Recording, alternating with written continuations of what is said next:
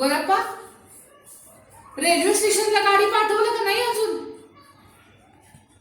पाठवली? शाबास.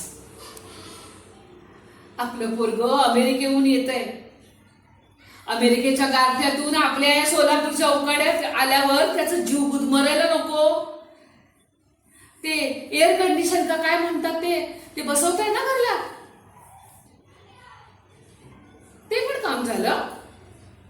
शाबास. आणि रुपा कुठे? रे रुपा, अनिल, अरे या की रे. रुपा, तू घरची मोठी सून आहेस, तू घरची थोरली सून आहेस. गौरव आल्या आल्या त्याला भाकर तुकडा ओवाळायचं काम तुझं. अनिल, आज आपल्याला उसंत नाही हा बाबा. गौरव आल्या आल्या त्याला हॉस्पिटल दाखवायचं आहे. हॉस्पिटलची सगळी तयारी झाली आहे ना? झाली?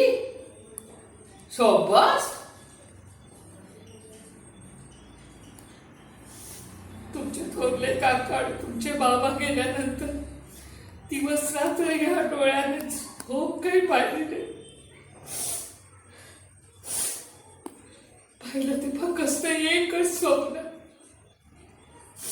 गोरगरिबांना इलाज करणारं त्यांचं हक्काचं हॉस्पिटल असावं.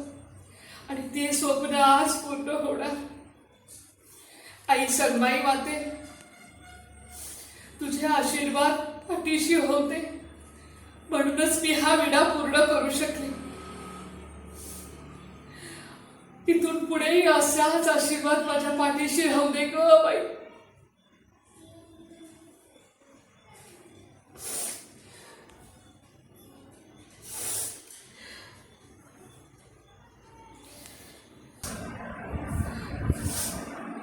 अगं राहू दे की ग. तुझी सासू आहे म्हणून नमस्कार करायची, सारखं सारखं नमस्कार करायची गरज आहे ग. अगं मी पण माणूसच आहे ना.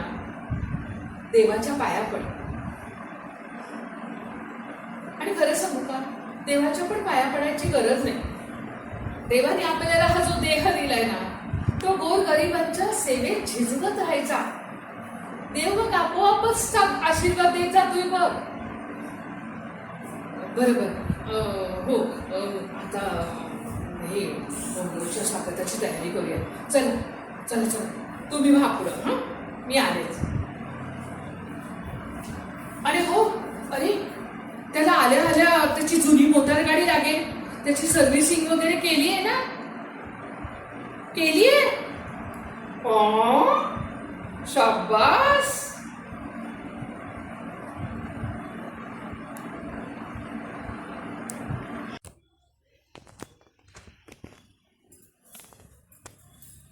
गोरगरिबांच्या सेवेत स्वतःला झिजवायला आम्ही काय चंदन लागून गेले का काय?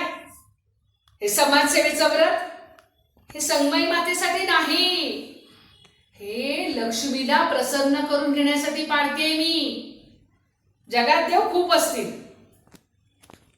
पण माझं आवडतं दैवत फक्त आणि फक्त लक्ष्मी, म्हणजेच पैसा. आणि तो घरात खेळता राहावा, ओसंडून महाग राहावा, म्हणूनच बांधायचंय मला हे हॉस्पिटल. गावातली लोक पण मूर्खच आहेत.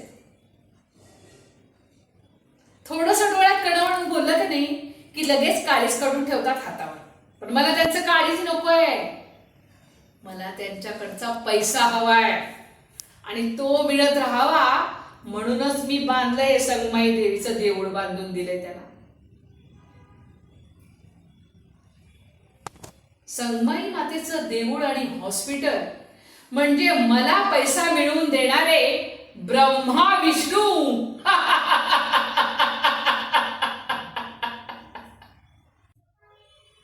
कधी कधी चांगुलपणाचा लई वैताग येतोय मला. देवा कमाई म्हणत त्या घाणेरड्या गरीब माणसांची लेकरं माझ्या अंगाला येऊन बिलतात. त्यांच्या त्या घाणेरड्या बायका त्या येऊन माझ्या पायाला स्पर्श करतात. पटत नाही मला ते, पण काय करणार. चांगुलपणाचा मुखवटा घातलाय ना, तो टाळाटाळा फाडता तर येणार नाही. मला काय वाटतं, लोकांनी आपल्या पायरीने राहावं, गरिबांनी आपल्या गरिबांच्या पायरीने राहावं, प्रत्येकानं आपल्या कुळाच्या पायरीने, बायकांनी आपल्या बायकांच्या चौकटीत राहावं. पायरी आणि चौकट ज्यानं मोडली, देवाकानं त्यांना मातीत गाडली.